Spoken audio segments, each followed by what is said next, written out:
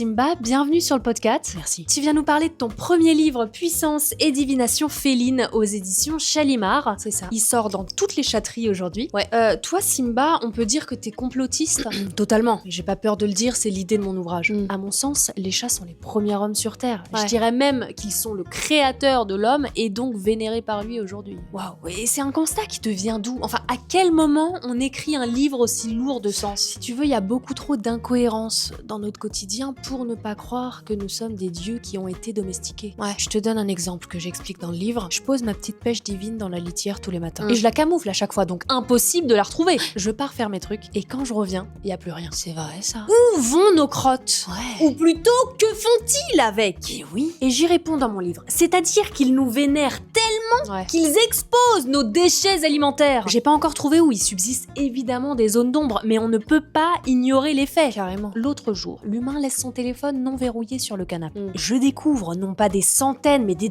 milliers de photos de moi endormis. Quoi? Il paraît même qu'ils regardent des vidéos de nous à longueur de journée et qu'ils se les envoient entre eux. Enfin, on est leurs dieux. Et oui, maintenant que tu le dis, ça fait sens, ouais. Ce qu'ils appellent des plages sont en réalité des litières géantes destinées à accueillir le chat créateur. Non. Et j'ai pas peur de le dire, mais les chats d'aujourd'hui ne sont pas prêts à l'entendre. Voilà, tout simplement. C'est puissant.